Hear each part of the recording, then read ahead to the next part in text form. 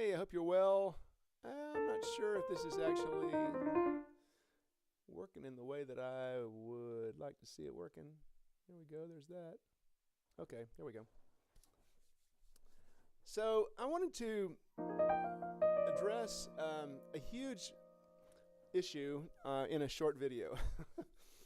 So, basically, it revolves around the problem of change, the problem of global change. How do we deal with climate issues? How do we deal with political issues? How do we deal with environmental and economic issues in ways that we most want to, when the complexity of all of that is so overwhelming? It stretches beyond any one person's understanding and actually seems to stretch beyond a whole lot of our collective understanding.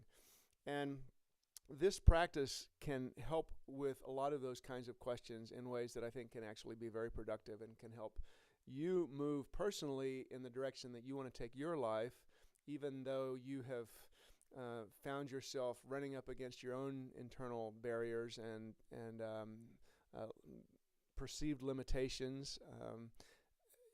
Each of us knows, I think, by the time we get into our adulthood, that change and moving into the ways that we most want to operate can be much more difficult than we think. And so what I want to do in this short video is to just talk a little bit about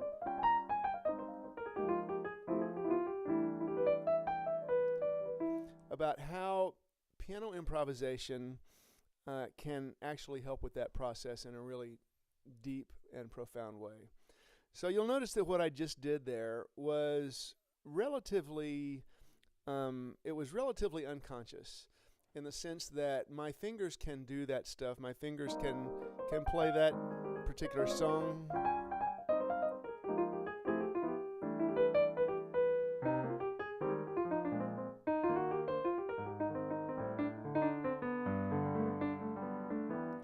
And because I have done it so many times and my brain knows how to do that, and so I can just kind of go through that series of note playing without actually being even, I don't even have to be completely focused on it. I could sit here and I could just sort of, I could sit here and talk about the piano and climate change and politics, and I could still go through and I could play that.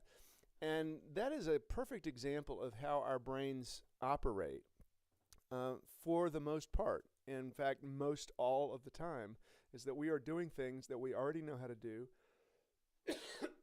Even if we perceive ourselves running into new situations, we're responding in the same kinds of ways that we always tend to respond to those kinds of situations. And we don't even know how conscious or unconscious we are, because we don't have a sense of knowing what we don't know. You know, you don't know what you don't know. And how are you going to go where you know you want to go when you know you don't know what you don't know? And so we're faced with this sort of existential challenge of trying to be more conscious and trying to be more present and trying to go in the direction that we want to go, but literally not knowing what it is that we're not being aware of at any given moment that could help us move more reliably in the direction that we most want to go. How could we say things in conversations in ways that would lead us to be more likely to have the kind of future that we want to have? How can we decide whether to sign up for grad school or to take this job? There's all kinds of things that we, decisions that we have to make, that it's difficult for us to know actually how integral they are and how effective they are at taking us in the direction that we want to go. How can we even believe that the things that I do, how can I even really believe and sort of take in that my life is having an impact on the climate, and how do I most want to live in such a way that I have as small a footprint as possible, if you wish, or, you know, however. And there's a lot of things that could be said about that and thought about that from our mental perspective, but is that really consciousness? Is that really like, if we end up in a whole bunch of arguments because of our passion about the climate, but then the impact that we make is that we turn somebody off to the whole idea of ever wanting to make a positive difference, on the climate, then have I really made the kind of difference that I want to make?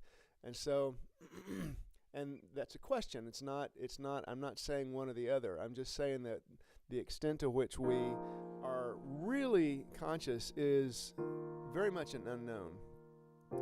And so what this piano practice can do is that it's not about playing the piano as much as it is having a way to bring your presence to bear through sound.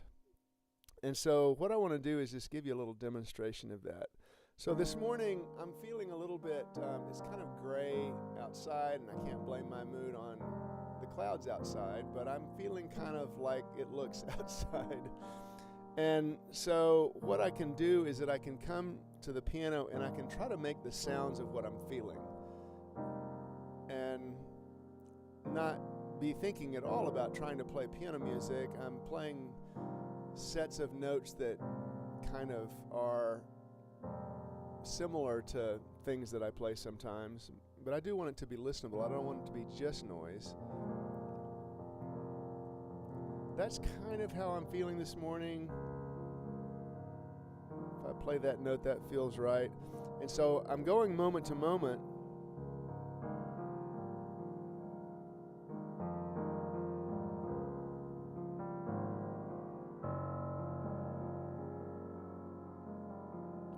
And so moment to moment, just asking is like, is this how I feel? Is this it? And it's this experiment, it's this exploration.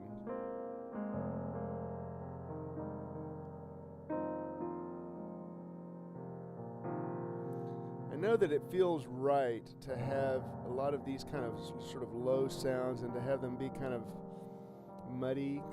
That's kind of how I feel. It's like kind of like that. Now, so part of this practice is just to allow for that to be, and just allow for the opportunity to get some of how I'm feeling out of my body, so that it's not like I'm not holding it all.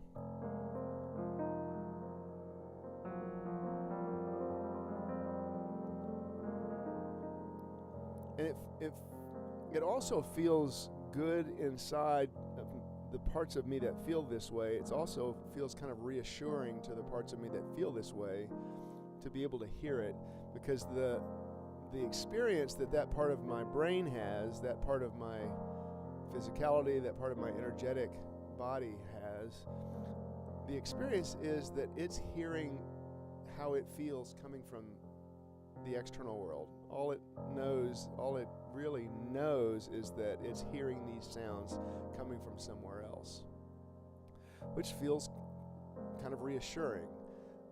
I feel less alone in the experience of it, no matter how many people are watching this. And that goes back to when this work originally was kind of conceived in me, was back 24 years ago when my marriage dissolved and I was in this deep grief, and the piano was a place that I could go and express the feelings that I was having, and I felt less alone. I felt like that was the only place that I could go and actually feel heard, feel met.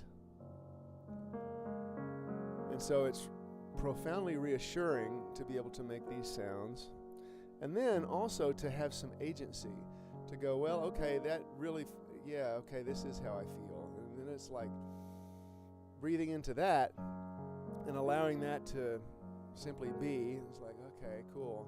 And then to also go, and there's the next moment. I'm sitting here, I'm ultimately, I don't know about ultimately, but at some level, I'm making decision about which of these sounds to play. I'm deciding to play these particular notes. I'm more and less consciously being the agent of creating these sounds on the piano right now. I'm the one that's moving my hands. I'm the one that's deciding to do this. And so as a part of that, I get to decide what I want to hear next.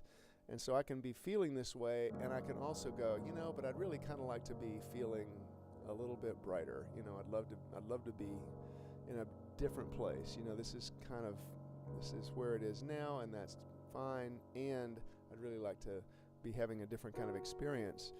And so then I can start exploring with other things, consciously creating more light,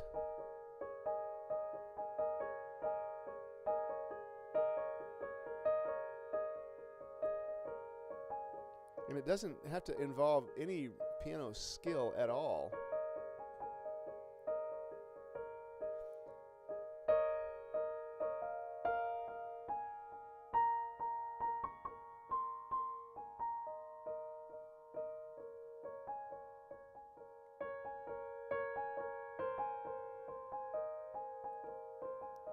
And then in the process, I find myself enjoying the different sound. It's like, yeah, I like that.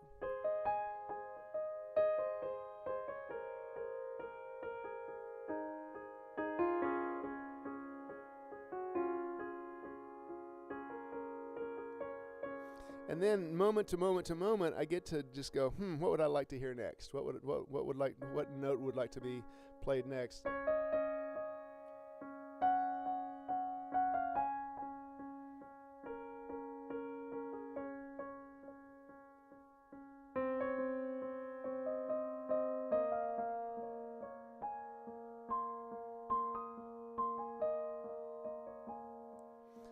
And so it becomes this opportunity to create a new experience that, because in part of the fact that I'm the one that's deciding moment to moment what it is that I want to hear, and not always being as good as I'd like to be at creating the thing that I'd like to hear, but I can move in that direction, and I can learn a little bit more about how to be more accurate in expressing the thing that I would like to hear.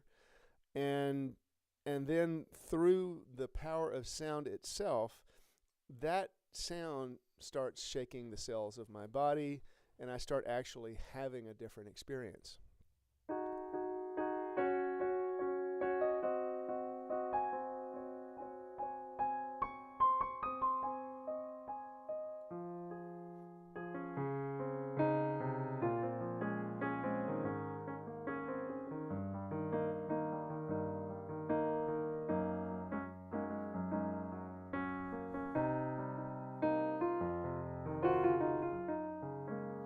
And so then I can take that wherever I want.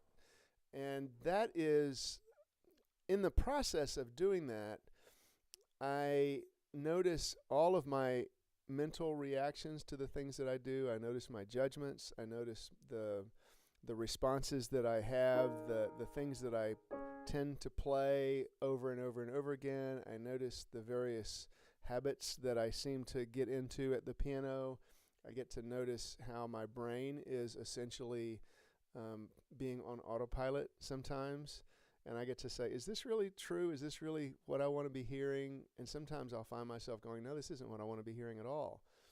And I'm like, oh, okay, got it. And then come back to the present.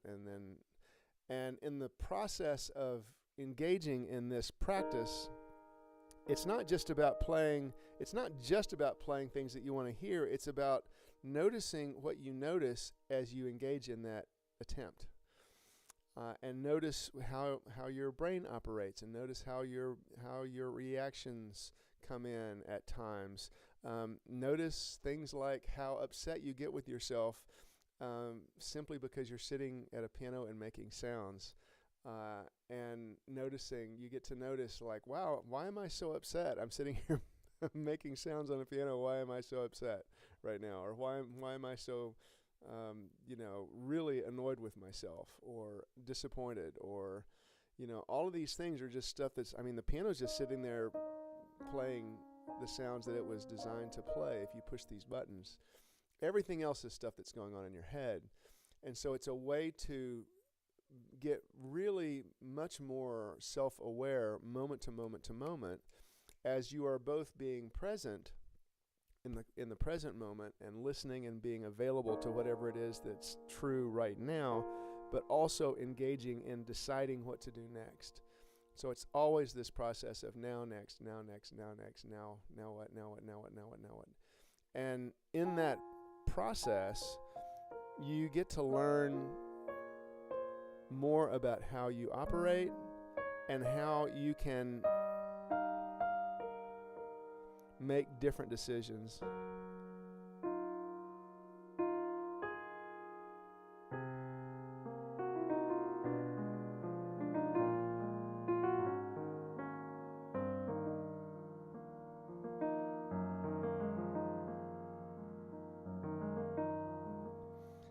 And in that process, it opens up space for new possibilities that then can be generalized to other areas of your life too, because it's a literal experience of courage to go in and do something that's genuinely new.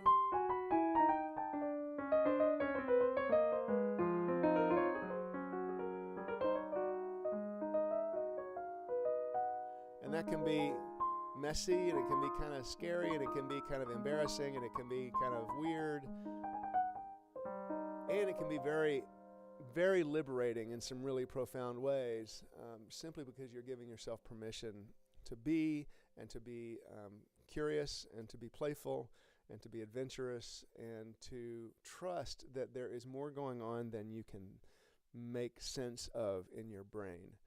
And that, to me, is one of the keys for us as humans, learning how to step into a future that's more aligned with what we most want to see, is to learn how to let go of the stuff that we have been doing and allow it to dissolve, and allow our habits to dissolve more, and to hold our selves a little bit less seriously. It's definitely one of the challenges for me, and to allow inspiration and ideas and creative source energy, I call it, to work through us in a way that we can allow for a flow to happen from beyond our understanding and from beyond our habitual patterns, so that we can be open to new possibilities.